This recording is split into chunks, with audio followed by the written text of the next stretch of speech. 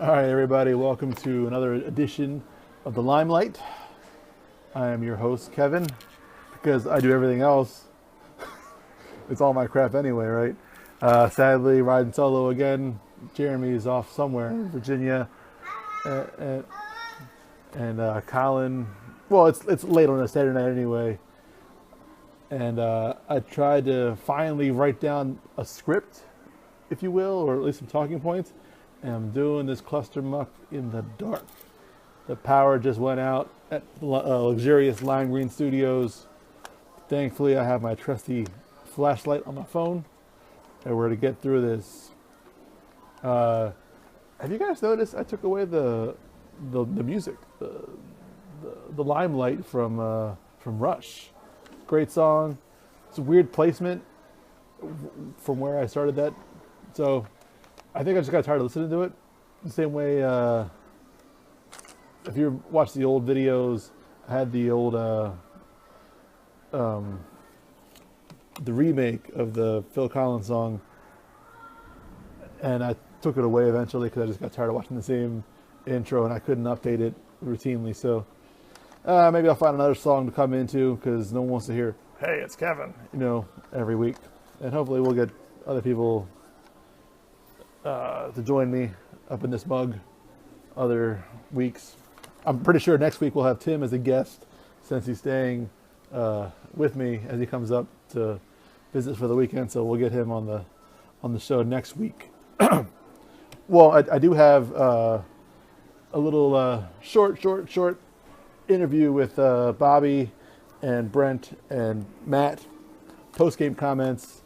That's something I kind of want to do now after the game. If I can stop dicking around and putting my shoes on so slowly, maybe I'll try to get some comments from everybody after the game, some immediate post-game reactions. Well, I think we should start the show off by talking about the giant gorilla in the room, and I'm not talking about me, actually. Let's talk about what happened with Kathy. Just a freak, unfortunate accident that my sister has been calling for the last 14 seasons, which is what's going to happen, because that was her biggest fear. And I think I mentioned it. I don't know who heard me other than Kathy talk about how she used to, when my sister played, she used to run almost a half moon to first base to get just to avoid getting hit by the ball, and then even tried zigzag, and it was brutal to watch her run. But she was always terrified that she would get hit with the ball running over to first base. And sure enough, yesterday I was over coaching third base, had a really good view of what happened. The guy you guys called Cal Ripken fielded the ball cleanly, and it left his, or I guess his arm motion was just way off because he threw it behind Kathy, but at the angle, because she couldn't see it with her eyes. It was already past her line of vision, but it was so far away from first base that it just got her right in the temple, I believe. Just knocked her down. And that's something that you definitely don't want to see, especially, well, you don't see it with anybody, let alone your own team. And, when you only have the four minimum amount of girls that you need to play, you knew that she was going to leave the game. More power to her for even getting up, because I'm pretty sure as I record this late on a Saturday night, that game would have never continued. I'd still be there at Elton crying. That was me. So more power to her for even getting up, and kind of, to me, I think she tried to no-sell that a little bit and was trying to play it off like, "Nah, I'm good, fam. Let's get in this game." But clearly, she was not good. Thank goodness for her husband to come pick her up and take her to the hospital, and thank God that it was not as bad as it could have been or as bad as it looked, because it did look pretty bad at the time. And she's already posted a couple things on social media. We all follow her. She even tagged Lime Green. In case you don't follow her, you've seen it. She's doing all right. She sorry, excuse me. She needs some rest, and I hope to see her out there soon. I put something on Facebook too under one of her posts. she said she kept using the words next time and in the future type thing about wearing a helmet, which I'll get to later on in the show. But I brought that up now. It's admirable to me because there are many people, something like that happens to them, they're quitting. They're one and done.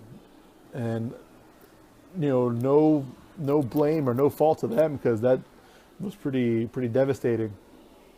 And she did not say she was done. She said, next time I'll use a helmet.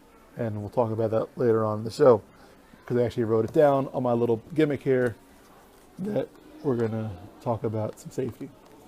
As far as the actual game went, it's debatable whether or not having that seventh guy on the field was beneficial because you have that extra guy that every team would love to have a seventh guy, and that's nothing against the girls or ladies or whatever. I'm sorry, I'm not very PC, but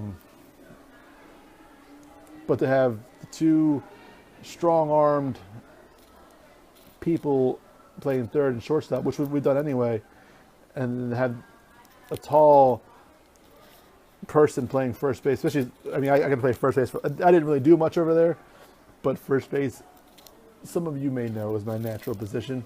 I miss it, but I give it up to you guys because I know we need some women out there, and it's, no problem. But I've been kind of debating internally, and you can get back to me, you all know my number, you can Facebook me, whatever. Did having the seventh fielder or seventh guy fielder affect the game? Because I can't say for sure one way or the other, but by the same token, having a seventh guy fielder did not help us score 24 runs. Give me 1 second here, I'll be right back. Sorry about that. Does that work like always? And I think I can provide a picture later on to show you that the luxurious Lime Green Studios is in the dark. Although, why would the phone ring, right? I don't know. Maybe it's hooked up to something else. Whatever. Anyway, having the seventh fielder did not score us 24 runs. That was everybody was putting the bat on the ball yesterday. We were getting some great hits out of everybody. Every single person. Even me, I went to the batting cage, like I said, and that really helped my footwork out. I was definitely pulling my hips some and pulling my leg out. I remembered the footwork, got some great hitting. Brent swears that he only batted 4 times. I think he batted at least 5. That's a battle that neither one of us will ever win. We'll never let it go. But we scored 24 runs. Brent, I think you may have batted a few more times than 4 when you scored 24 runs. Great defense. Just tremendous defense. I had Adam play first base for a little bit. I had I played first, which again I love. Colin and Matt came and played catcher when I pitched for a few because Bobby wasn't feeling it as far as pitching. He played in the outfield, so we everybody moved around a lot yesterday, and on that field, there's so many places for them to hit. They got their hits in because they did score 21 runs. It was a high-scoring game. But by the same token, we never really had the quote-unquote lime green inning. It never got away from us. We made some great catches. When plays could be made, plays were made. It's all you can ask for. It's just co-ed softball, especially at the Elton level. So I thought it was great yesterday.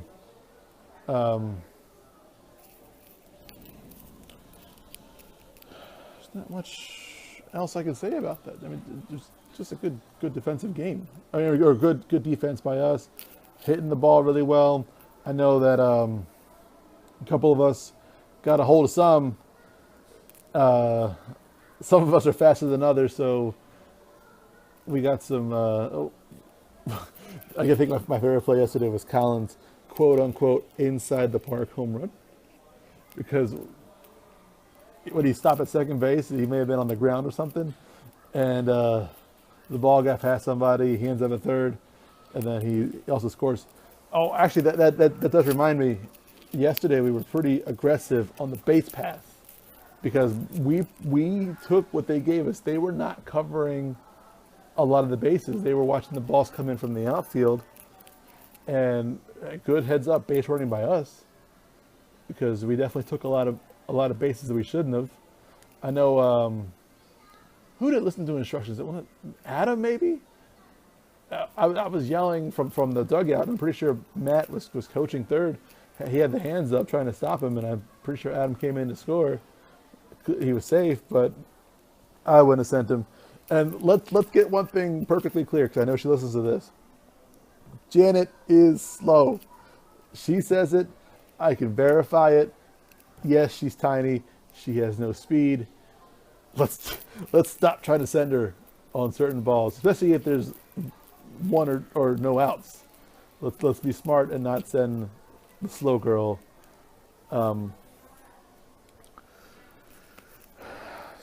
We know that we won. So I'm going to cut this interview over to the post-game comments, and then once that's over, I'll bounce back on this gimmick here and finish off the show.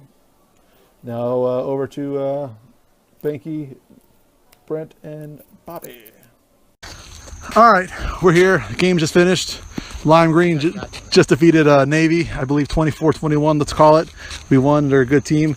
Let's get some post game comments from the winning team here. In the eighth inning. Hey, even the pros. In the eighth inning. It was in the eighth inning for the freaking last time. God damn it. It was totally in the seventh. Bobby, how do you feel about that victory there?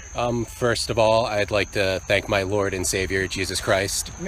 I called his name many times during the game, but they were all negative. I'm very excited about the win. I mean, I think it was the most complete game we have played in a long time.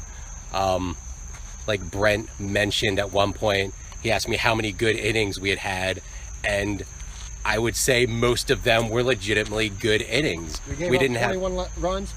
We scored 24. That's right. But we still gave up. Well, there weren't any Lime Green innings. But no, very few errors though. We gave up a lot of runs, but they were legitimate runs. No errors. All right. Overall, I'd say it was a pretty good win. Complete game, like you said, and it felt good to beat a good team. And on the big field. On the big field, yeah, we don't have much success here on the big field. Well, you can't say that anymore for how well we did in the playoffs last year on the big field. That is true. Especially, we didn't even get a quality start from our starting pitcher. Yeah. So that was huge. And technically, this is I think we've learned is what we need to do to win. This is their home field advantage, because they live right behind the trees there. So this is their home field advantage. That's right. I was wondering why they came in from the woods. Is like today, country. Yeah, they'll come in like they'll park at the house over there, and then they drive in with the golf carts and stuff. But I guess today they walk. That's cool. So good win, and back to the jabroni at the desk. Wait a second, I'm the jabroni at the desk. I'm always making fun of myself. All right, well, those were the post-game comments from Bobby, Brent, and Banky. Hopefully we'll get some more of those every week now that I'm trying to, now that I'm picking up on how to do this a little better. Not that the show is any good, but it's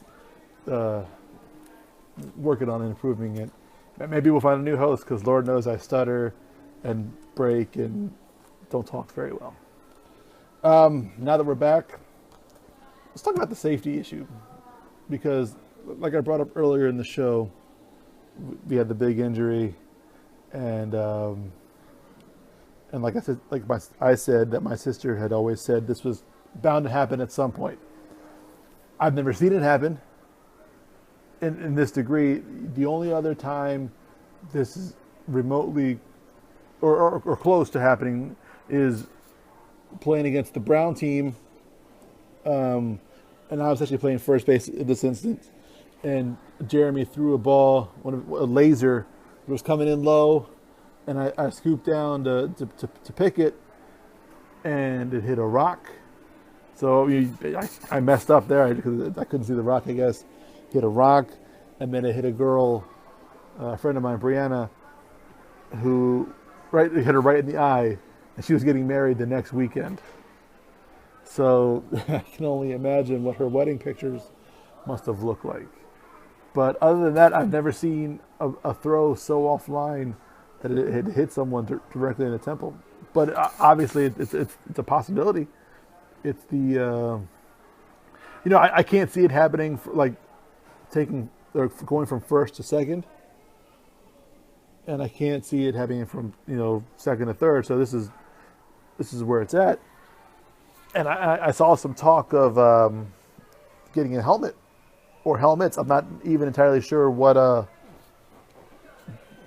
we're going to do about that. Are we going to supply, or is everyone going to get their own helmets? Are we going to get a team helmet? And then how does that work? Do we, does person A hit the ball, run to first base with the helmet, and once they're safe, take it off and provide it to the next person who wants to use it? And they come in different sizes. Or do you even want to use a helmet? I'm sure that maybe there's someone out there that might not want to use a helmet.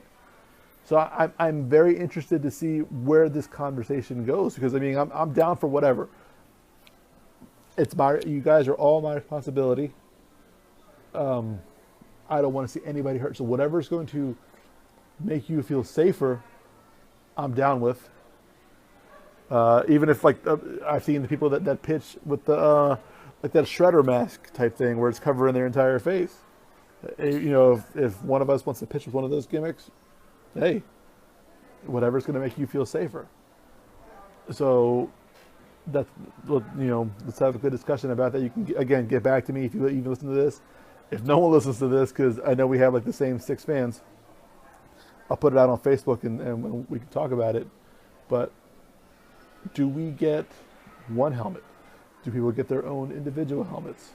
Is it a woman? Is it a women thing? Are men unsure? I know I'm going to be all right because I have one hit in me. It's either it's hit the ball far enough where I can walk to first base. There usually isn't a close play to be made, if you will, with me running towards the bag. So it's up to you guys. I'm not wearing the helmet. I'm pretty safe in that respect. So again, whatever you guys want to do, just let me know and we'll take care of it. I know we only have about 5 games left anyway, so maybe this can be a next season thing, because it's going to take some time to get to decide on this, and time for you to get a helmet. So we'll talk about it. Fantasy football. We talked about it on the last show. We talked about it at the field now. Adam's trying to join in. I keep saying join up. Let's join in. Rachel looks like she wants to play, even though she has no idea how to play, and that's never been a problem. We're always inviting and welcoming, so we'll help her out. Draft is September 1st. Don't forget, even though Derek didn't play with us this season, softball-wise, I asked him, because he does still manage a team, he seems to be interested in continuing that, so he's still invited to play. And I will, I guess, get the final details squared away no later than next week, so that way we know who's in, who's out, and then the draft is on the 1st. If you're interested in joining us for that, it's not a problem. It won't be the 16-team league that Bobby and Brent were talking about playing in. I think right now we have 8 as it is, so we have some room for a few more teams. And even then, like I said, Amy's still unsure whether or not she's going to join or continue running a team. So we'll get that squared away. So our next game is next Friday against Plaid on Field 1. And I'm pretty sure Plaid won't listen to this. So I'll give you guys the inside well, not the inside info, but I'll give you the facts. Plaid has one victory credited on the website. You know, they don't really update the website all the way, or there's also been some rainouts, but they have one win, and it's against the black team, which everybody got. So I don't know if they've even won a game all season. They were listed as 1-3, and the 3 games that they did play in did not go well for them. And as I recall, last year we played them, and it was pretty savage on our part. Like we really took advantage of some of their players. So hopefully that's 2 in a row for us. I'm not counting it yet, but you know there's a good chance if we play the way we played yesterday, we got a shot to beat anybody. So, and that's no disrespect to our opponents, but hopefully we can pull it out. We will not have Allison, Brent, and Matt, definitely. I'm not counting out Kathy, but I'm also a realist, and maybe for her own safety, maybe she shouldn't play this Friday. I mean, if she wants to, I'm not going to stop anybody. I let Colin play this week, and Colin has his foot issue. He shouldn't really have played. He said he wanted to. I'm not stopping anybody from playing. But Kathy, if you want to play, it's up to you. You know better than I do if you're feeling up to it. But I guess for safety reasons, I have to err on the side of caution. You know, that maybe you'll have your helmet by then. I don't know. So I'm not counting her out, but I'm also not counting her in. Let's just call it that. We'll have Tim, who played with us against Green a while back. So that'll be good. He'll fill in, I guess, for Brent or Matt, if you will. So we'll just be short a guy, technically. Yeah. So I guess I'll catch. Colin and Jeremy should fill in their infield positions. I guess Adam and Tim in the outfield. Bobby pitch. So that's two. Yeah. So we have the 6 guys. As long as we have 4 girls. Rachel, I talked to yesterday. She should be there. Janet, trying to maintain perfect attendance, should be there. Amanda, if you do listen to this, if not, I'll even put it on Facebook later. If you want to ask your friend Julia, if she's available, we'd be happy to have her. If not, also I think Bobby's going to try and ask someone. So even if we have 5 ladies, that's not a problem. That's what you're supposed to have anyway. So you know, the more the merrier. But we just need at least the 4, and we have 3 right now. So we're up on field 1 at 6 on Friday. Hopefully it'll be a good game, good weather. I think it's a high of, I saw a high of 87, but the other day it was high of 78. So I don't know. As long as it's not 100, I guess it's all good. And it's better than yesterday when it was super, super gray and ominous. But we got the game in, so you know it's all good. So that's next week. That's next Friday. So for this week, we concluded that we won. And we got a chance for number 2 this Friday. So for me and the boys in the interview this from yesterday, this has been the Limelight. I'll talk to you guys soon, and I'll see you guys on Friday.